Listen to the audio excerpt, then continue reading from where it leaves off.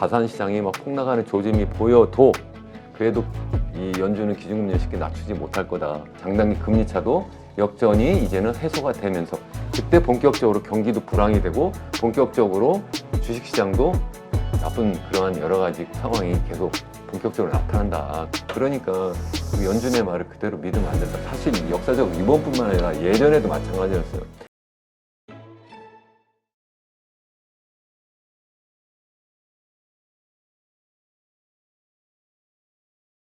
오늘 모신 분은 강원대학교 국제무역학과 이현웅 교수님입니다. 안녕하세요. 네, 안녕하세요. 오랜만에 뵙겠습니다. 네, 저희가 한 6개월 만에 뵙죠? 네, 딱 한 6개월 정도 된 것 같습니다. 지난번 출연하셨을 때 하반기 경제 위기 가능성 언급을 하셨는데 요즘 돌아가는 모습이 좀 상당히 안 좋습니다. 현재 상황 어떻게 보시는지 한번 좀 설명을 해주시죠. 현재 상황을 이제 말씀드리기 전에 지난번 제가 출연했을 때 무슨 말씀을 드렸는지 간단히 정리하고 들어가는 게 좋을 것 같아요. 그래서 제가 여기 오면서 저도 지난번 방송을 한번 들어봤는데 크게 세 가지로 요약해서 말씀을 드릴 수 있을 것 같거든요. 첫 번째는 미국이 이제 본격적인 그 인플레이션과의 그 전쟁에서 잠깐 뭐 이제 승리하는 것처럼 보이지만 다시 말해서 이제 그 인플레이션율이 좀 떨어지는 것 같고 그래서 기준금리를 조만간 뭐 피봇할 수도 있지 않겠느냐 뭐 이런 당시에 그런 어떤 전망이 있었는데 그렇지 않을 것이다. 앞으로 인플레이션은 더 지속될 수밖에 없고 그리고 또 그래서 연준은 기준금리를 더 높이거나 계속 유지할 수밖에 없다 하는 말씀이고 혹시라도 그 소위 기준금리를 낮추는 경우는 그거는 인플레이션을 잡아서가 아니라 경기가 크게 충격을 받아가지고 어쩔 수 없이 기준금리를 낮추는 상황이 될 것이다. 뭐 이런 얘기를 말씀드렸고요. 두 번째는 이런 상황이 계속 지속이 된다면 이것은 미국 경제뿐만 아니라 세계 경제 전체, 특히 신흥국에게 굉장히 나쁜 영향을 미칠 것이다.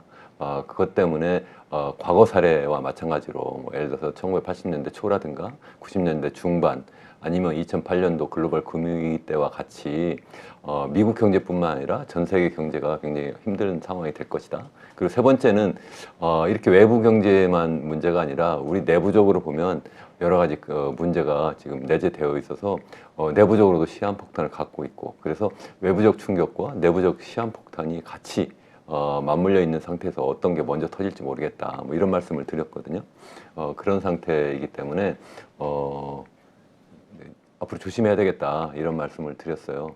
그렇다면 이제 앞으로 어떻게 될 거냐 뭐 이런 얘기잖아요. 그래서 우선 미국 경제부터 간단히 우선 말씀드리면 미국 경제 보면 잠깐 지난 여름에 물가가 좀 어느 정도 잡힌 듯 했죠. 특히 이제 6월이 이제 그랬었는데 그게 알고 보면 지난해 6월에 소위 그 원유 가격이 그 배럴당 뭐 120달러까지 뭐 WTI 기준으로 뭐 다른 것도 뭐 비슷합니다만 이렇게 올랐었는데 그게 올 6월에는 거의 절반 가까이 떨어졌어요. 한 배럴당 70달러 밑으로 떨어지잖아요. 그렇게 원유 가격이 엄청난 폭으로 줄어들게 되니까 그러다 보니까 이제 그 기본적인 그 물가 지수가 전반적으로 좀 하향 안정화되는 듯 했다 하는 말씀이고 그랬는데 작년에 그 6월 기점으로 해서 그 소위 그 원유 가격이 점점 하락하고 있었는데 반대로 올해는 그게 이제 반등을 하기 시작을 한 거죠. 그래서 지금 현재는 이게 배럴당 90달러까지 이렇게 좀 올라가 있는 상태잖아요. 앞으로 뭐 100달러도 갈 수 있다 뭐 이런 전망도 있는데 적어도 현재까지 계속 올라가 있는데 현재 시점이 어느 정도냐면 작년 이맘때 정도의 수준까지 다시 또 올라온 거예요. 그러니까 원유 가격 하락 때문에 무슨 뭐 인플레이션을 어느 정도 완만하게 이렇게 유지할 수 있다 이런 상황은 전혀 아니고요. 반대로 더 상승할 수 있다면 도리어 이 원유 가격 상승 때문에 인플레이션이 더 심해질 수도 있고 또 뿐만 아니라 농산물 가격도 전반적으로 상승하는 그런 추세에 있기 때문에 그것도 좀 어려운 상황이다. 이런 말씀이고요. 반대로 이제 그러면 이제 그 소위 수요 측면에서 어떠냐 하면 수요 측면에서는 서서히 긴축 기조가 나타날 수도 있겠다라고 생각을 해요. 아직 충분하진 않지만 본격적으로 실무 경제가 긴축적으로 전환되진 않았지만 앞으로 그럴 상황이 올 수도 있는데 제가 적어도 말씀드리는 것은 당분간 인플레이션율이 지난 6월에 비해서 도리어 높아지면 높아지지 떨어지지 않는다. 그렇기 때문에 연준은 기준금리를 한 번 정도 더 높일 수밖에 없고 높이더라도 그 플래토에서 그 높은 상태에서 당분간 계속 유지할 수밖에 없다. 그래서 지난해도 말씀드린 것처럼 뭐 적어도 내년 상반기까지는 계속 높일 수밖에 없는 상태라고 보는 것이죠. 저는 그렇게 되면 앞으로 어떻게 될 것이냐 뭐 이런 거잖아요. 과거 사례를 보면 대부분 금방 그 기준금리를 높였다고 해서 그것이 뭐 실물 경제에 영향을 주질 않아요. 뿐만 아니라 소위 얘기하는 자산시장, 주식시장에도 금방 영향을 주지 않아요. 상당한 시차를 두고 영향을 주거든요.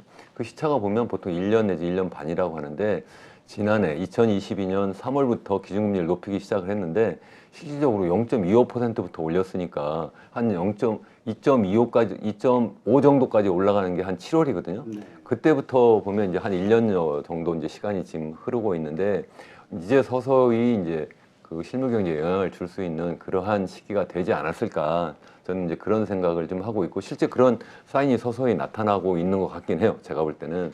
그래서 점점 더 확실히 잘 대비해야 될 그런 순간이 오는 것이 아닌가. 특히 최근에 와가지고 뭐 우리 대표님 잘 아시는 것처럼 이제 시장 금리가 막 상승하기 시작을 하잖아요. 지난번 연준 FOMC 회의에서 이거 보니까 뭐 금방 기준금리를 낮추는 것이 아니라 도리어 더 높일 수도 있고 당분간 계속 갈 수밖에 없다. 뭐 이렇게 얘기를 하니까 시장에서 먼저 반응해서 뭐 10년 만기 국채 수익률이라든가 아니면 더 기준금리하고 더 밀접한 연관이 있는 뭐 2년 만기 뭐 국채 수익률 자체가 다 지금 상승 국면으로 다 지금 바뀌고 있어요. 그것이 미국뿐만 아니라 전세계가 또 같이 동반해서 이제 움직이고 있는 이런 상태인데 그렇기 때문에 더 이제 드디어 이 실물 경제에 영향을 주고 실물 경제에 영향을 주면 이게 또 자산시장에 영향을 줘요. 제가 지난번에 왔을 때 제가 뭐 자세한 그 차트까지 보여드리면서 설명을 드렸었는데 지난 그 2000년 닷컴 버블 꺼질 때도 그 당시에 그 1999년 6월부터 시작해가지고 2000년 6월까지 계속 기준금리를 올리거든요. 그렇게 기준금리를 올리고 있는 구간 동안에 실질적으로 그 우리가 생각하는 뭐 실업률이라든가 아니면 경제 성장률이 변동이 별로 없어요. 다시 말씀드리면 실업률도 계속 완전 고용 상태 계속 유지하고 있었고 그리고 경제 성장률도 상당히 높은 수준을 계속 유지하고 있었어요. 그러다가 2000년 3월에 닷컴 버블이 드디어 꺼지기 시작을 하잖아요. 그러면서 이제 그때부터 시작해서 이제 소위 그 나스닥 기준으로 해서 막 그 가격이 주식 가격이 막 폭락하기 시작을 하죠. 그렇게 폭락을 함에도 불구하고 그래도 기준금리는 6월까지 계속 높은 상태에 계속 유지하고 9월이 돼서야 그때부터 기준금리를 낮추기 시작을 하거든요. 제 말씀은 설사 자산시장이 막 폭락하는 조짐이 보여도 그래도 이 연준은 기준금리를 쉽게 낮추지 못할 거다. 왜냐면 계속 그러잖아요. 계속 데이터를 보겠다. 실제 언제 뭘 보겠다. 그 사람들이 보는 거는 자산시장을 보는 것이 아니라 이 실물 경제를 보는 거거든요. 다시 말씀드리면 경제 성장이 어떠냐, 고용 시장이 어떠냐 이걸 보는 건데 그게 이제 영향을 받기 시작하면 그때 움직이기 시작을 해요. 어떻게 보면 미리 이게 합리적인 판단을 잘하겠거니 저분들은 정말 전 세계에서 최고의 경제 전문가다 해서 미리부터 합리적인 판단을 해가지고 선제적으로 금리를 높이고 낮추는 것이 아니라 어떻게 보면 항상 계속 자기들도 얘기하잖아요. 데이터 디펜던트하다. 그 얘기 뭐예요? 뒤따라가겠다는 거잖아요. 그러니까 지금도 이제 뒤따라가는 상황이 이제 서서히 오게 된다. 그래서 도리어 경기를 안정화시키는 것이 아니라 경기 불안정화하는 그러한 정책을 계속 그동안 써왔어요. 그래서 이번도 그럴 가능성이 굉장히 크다. 그런 준비를 좀 해야 되겠다. 이제 그런 말씀을 제가 드리고 싶습니다.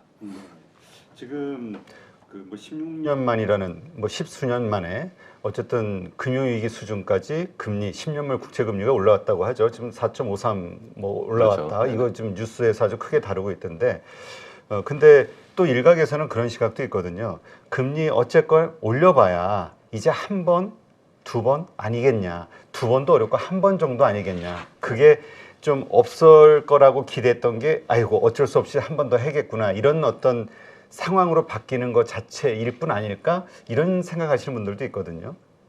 그러니까 제 말씀은 금리를 현재 어느 정도 높여왔잖아요. 0.25에서 5.5까지 그렇죠. 올렸고 앞으로 한 번 정도 올릴 수도 있고 안 올릴 수도 있어요. 근데 실제 이 경기가 크게 충격을 받는 것은요. 지금 막 높이고 있는 그러한 구간이 아니라 이미 다 높여가지고 이제 좀 쉬고 있는 구간. 그때 이제 경기가 충격을 받아서 떨어지기 시작하고 주식 가격도 폭락하기 시작하고 뭐 이런 상황이에요. 그래서 지금 아, 이제는 뭐 당분간 이제 금리 안 올릴 거야. 이제 조만간 떨어뜨릴 거야. 이렇게 생각한다고 해서 앞으로 뭐 경기가 더 좋아지고 그래서 뭐 소프트 랜딩이 아니라 노 랜딩도 하고 거기에 덧붙여서 뭐 앞으로 주식시장이 엄청나게 좋아질 거라고 생각하면 저는 오판할 가능성이 크다. 저는 그렇게 생각을 해요. 예를 들어서 야, 차트를 하나 보시면 지금 대표님 말씀하신 것처럼 여기 보면 저 10년 만기 미국 국채 수익률하고 2년 만기 국채 수익률을 보시면 여기 이제 가장 최근 데이터가 이제 오른쪽에 있잖아요.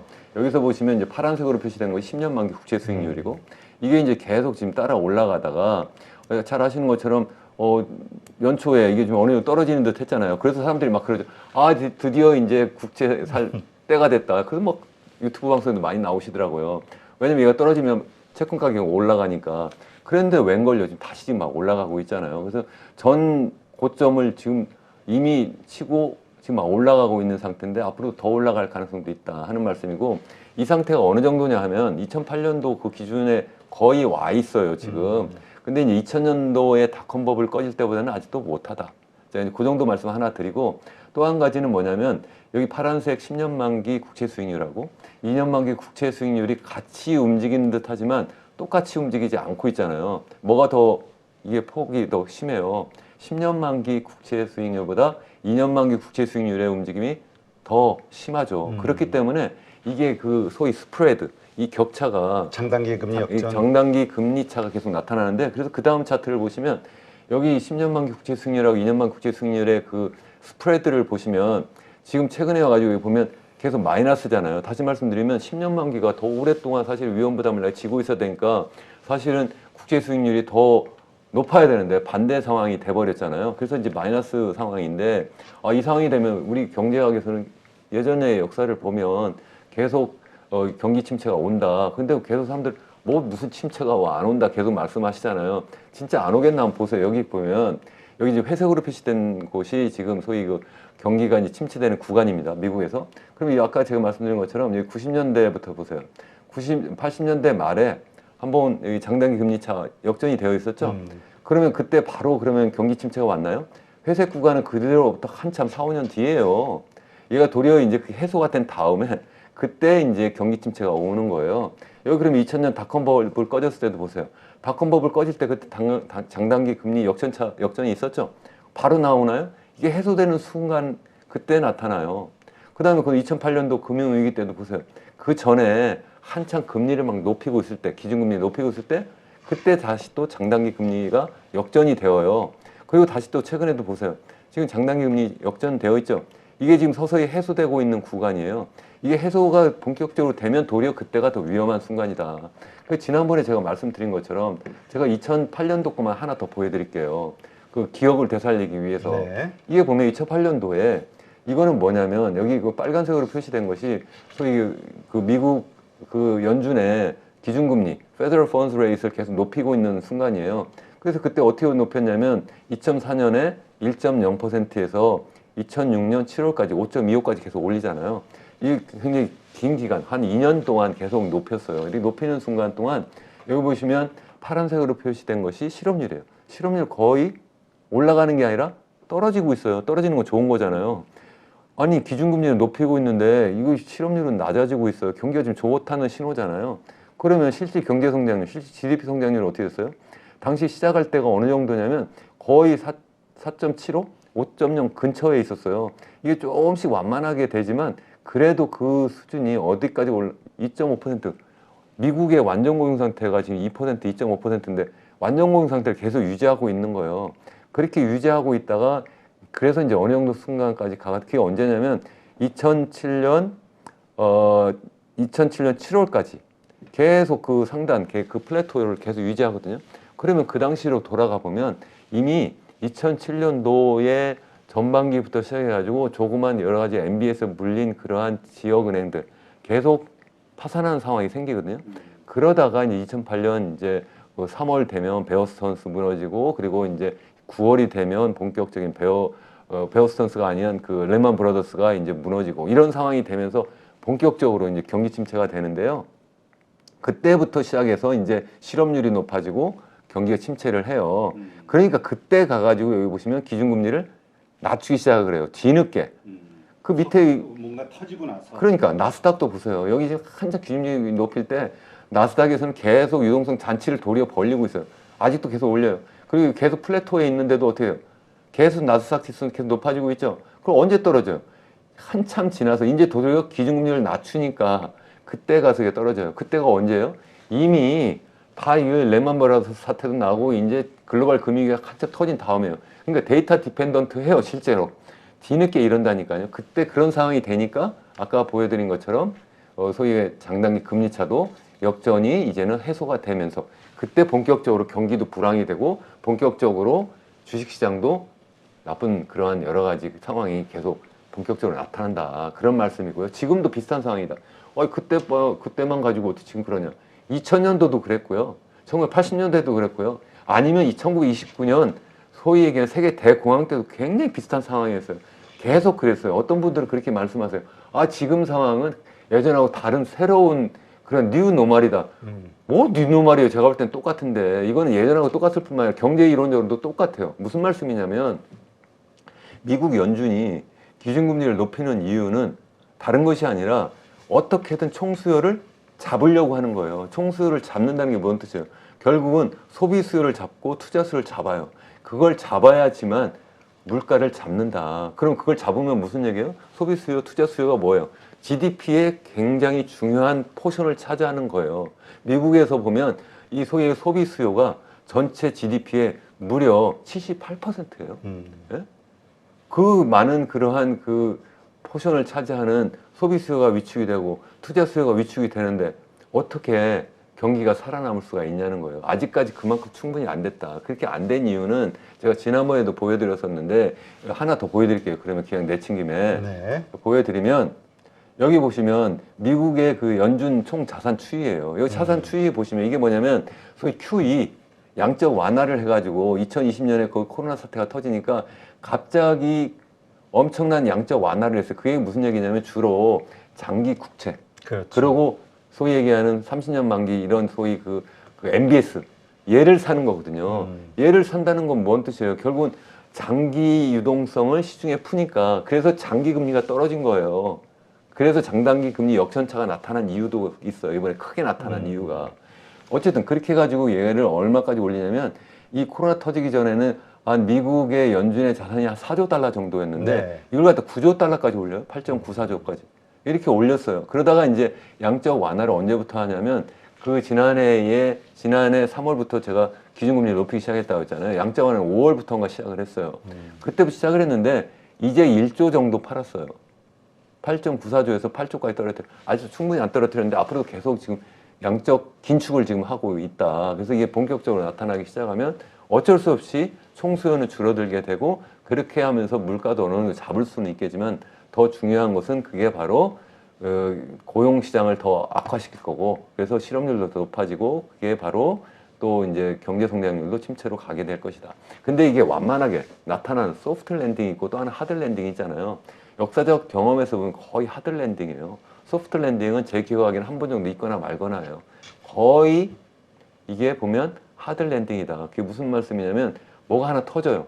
2000년대 뭐가 터졌어요? 주식시장 버블이 꺼졌죠. 그리고 2008년도에 뭐가 꺼졌어요? 부동산 시장 버블이 꺼졌어요. 이렇게 버블이 꺼진다는 그리고 1929년에 뭐가 꺼졌어요? 주식시장하고 부동산 버블이 같이 꺼졌어요. 네. 다 그렇게 꺼졌어요. 이번에는 그 뭐예요? 이번엔 주식시장도 버블이 엄청나게 꼈고 그리고 또 부동산 시장도 버블이 엄청나게 껴있는 상태예요. 그렇게 껴있는데 주식시장은 최근에 돌이 막 올라가고 있잖아요. 부동산은 그래도 주택 가격은 그래도 도리어 약간 올라가는 것이 있는데 그거보다는 이제 커머셜 빌딩들, 상업용 건물은 많이 좀 떨어져 있어요. 그래서 어느 정도 바람을 빼고 있는 과정에서 소위 얘기하는 그러한 그 상업용 부동산에 물려 있는 그러한 지역 은행들이 약간 지금 어려운 그 유동성 위기에 몰려 있는 상태 정도인데 이게 이제 본격화될 가능성이 상당히 크다. 이제 그렇게 되는 이유가 바로 뭐냐면 지금 어쩔 수 없이 그 소위 얘기하는 그 30년 만기 그 부동산 담보대출도 지금 7%를 넘어서 뭐 7.5% 근처까지 막 올라가고 있잖아요. 네. 그렇게 되면서 제가 볼 때는 주택용 부동산 가격에도 영향을 줄 수밖에 없고, 물론 이게 고정금리로 돼 있어서 그렇기 때문에 그 도리어 이제 공급도 안 하겠다. 주택을 갖고 있는 사람도 옮겨 탈 수가 없으니까 옛날 싸게 내가 금리를 빌려가지고 샀는데 뭐 그래서 공급도 안 나오는데 수요도 안 나온다. 그래도 결국은 팔고 이사 가야 되는 사람들 생기잖아요. 그래서 저는 궁극적으로 수요가 공급을 이길 수밖에 없다. 다시 말씀드려 수요가 너무 위축이 되면 가격이 떨어질 수밖에 없다는 그렇게 생각을 하는데 그건 뭐 완만하게 나타나도 상업용 건물은 좀 큰 충격이 있을 수밖에 없을 거고 더군다나 지금 채권금리가 막 이렇게 올라가고 있는데 이거는 그냥 기본적인 이론이잖아요. 그러면 뭐 채권 가격도 떨어지고 당연히 주식 가격도 떨어질 수밖에 없다. 그게 역사적 경험이고 또 그게 경제 이론이고 그러니까 굉장히 조심할 수밖에 네. 없고 이것이 미국뿐만 아니라 전 세계적으로 비슷하게 나타나고 하다못해 중국이나 홍콩이나 우리나라까지 지금 계속 영향을 주고 있잖아요. 그래서 그런 차원에서 지금 미국 경제를 이렇게 낙관적으로 볼 수가 없다. 그런 말씀입니다.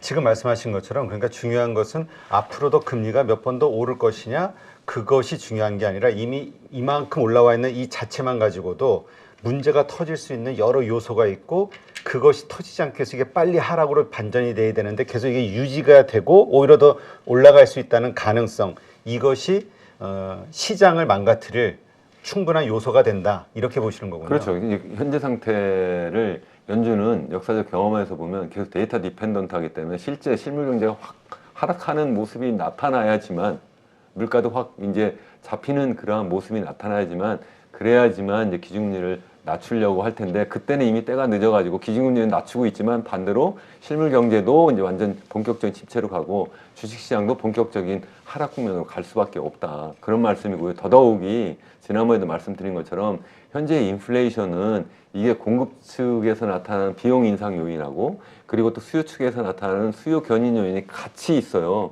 이게 같이 있기 때문에 이게 그렇게 쉽게 잡히지 않을 거다. 좀 전에 말씀드린 것처럼 소위 공급 측에서 말씀드린 소위 원유 가격 상승이라든가 아니면 농산물 가격 상승이 이게 뭐 잡히는 게 아니라 도리어 올라가고 있잖아요. 그렇다면 이제 수요 측에서 그러면 견인이 되어야 되는데 수요 측에서 아까 말씀드린 것처럼 유동성이 아직도 많이 풀려 있는 상태인데 그게 쉽게 잡히지 않아서 어쩔 수 없이 기준금리만 가지고 하려면 그걸 계속 더 높일 수밖에 없다. 제가 항상 제가 몇 번 나오면서 말씀드렸어요. 제가 만약에 연준의 의장이라면 그때 뭐 연준이 의장이라면 어떻게 할 거냐. 저라면 이게 잡힐 때 과감하게 올린다. 저는 지난번에도 이걸 갖다 동결했는데 저 같으면 쐐기를 박아요. 한번 확 올려버린다. 그렇게 해서 확 잡아줘야 되는데 이걸 갖다가 그냥 뭐 계속 질질질질 끌고 가면서 도리어 이게 더 거기에서 버티지 못하고 나중에 한꺼번에 우르르 넘어진다는 거예요. 그런 상황이 되지 않게 하는 것이 더 옳지 않았겠나. 실제 연준을 보면 계속 틀렸잖아요. 한번 생각해 보세요. 2021년부터 후반부부터 본격적으로 인플레이션이 나타나는데 자기들 뭐라 이 무슨 트랜지토리하다 막 계속 일시적이다고 하고 이거 갖다가 22년 계속 본격적으로 막 인플레이션이 나타나고 이렇게 하고 있는데 그거 올리는 것도 그게 빠르다고 하지만 이미 너무 때가 늦었다는 거죠. 그러니까 그 연준의 말을 그대로 믿으면 안 된다. 사실 역사적 이번뿐만 아니라 예전에도 마찬가지였어요. 예전에도 매번 한번 보세요. 그런 그 자료를 보면은 연준 의장이 그 발언하는 거 보면 내일 모레 바로 터지는데도 계속 괜찮다고 그래요. 계속. 그러니까 그 말을 계속 뭐 중계 방송을 많이 하시는데 그거 해봤자 별 의미가 없다고 생각을 해요. 그 말씀 막 믿고 그냥 하면 안 된다. 큰 흐름을 봐야 된다. 근데 많은 경우에 어떻게 하냐면 우리 뭐 경제 이코노미스트라든가 아니면 애널리스트라는 분들도 계시고 그게 우리나라뿐만 아니라 전 세계적으로 마찬가지예요. 미국도 포함해서. 그건 상당 부분이 주식시장에 관여인 하신 분들이기 때문에 어쩔 수 없이 낙관적인 전망하는 경우가 많아요. 다시 말해 전망을 하는 게 이게 전망이 아니라 사실은 희망을 얘기하는 경우가 많고 또 경우에 따라서는 그냥 중계방송하는 경우가 굉장히 많다는 거예요. 그렇게 하시면 안 된다. 이거 정말 전망을 해야 된다. 근데 어떤 분은 또 그러세요. 아니 터진다고 하는데 계속 이현웅 교수가 위기만 계속 얘기하는데 언제 터지냐 이거 거짓말이다. 경제학자가 다 이게 맞도 않는다. 세상 물정 정말 모르는 사람이 지금 얘기한다. 이렇게 하시는데 제가 하는 말씀은 제가 하는 위기는 지금 주식시장이 지금 당장 떨어진다. 올해만 해도 사실 30% 이상 올랐잖아요. 네. 그러니까 이거 도리어 저 사람 말 그냥 투자하면 안 된다. 이렇게 말씀하시는데 제가 말씀드리는 거는 여기서 그 위기라고 하는 것은 지금 당장 폭 터져가지고 쓰러져야 위기가 아니라 이 사람은 어떻게 해요? 지금 쓰러졌으니까 당신 위기예요? 아니면 내가 지금 고혈압 걸리고 지금 콜레스테롤치가 높고 그리고 막 당뇨병까지 걸렸어요. 그런 상태의 환자가 딱 왔어요. 그러면 의사가 뭐라고 그랬어요? 지금 체질 바꾸셔야 됩니다. 술 끊고 담배 끊고 고기 줄이고 운동 열심히 하시면 체질을 바꾸세요. 그렇지 않으면 지금 당신 내일 모레 쓰러집니다. 위기 상황입니다. 이렇게 얘기하지 않아요? 그 상황이라는 거예요. 지금 폭 쓰러져가지고 지금 응급실에 실려 와가지고 이제 위기라고 그러면 그동안 계속 왔을 때는 아무 말씀 안 하다가 그때가 쓰였다고 그러면 그 의사가 그러면 돌팔이 아니에요? 경제하고 이 인간하고 지금 똑같다는 말씀입니다.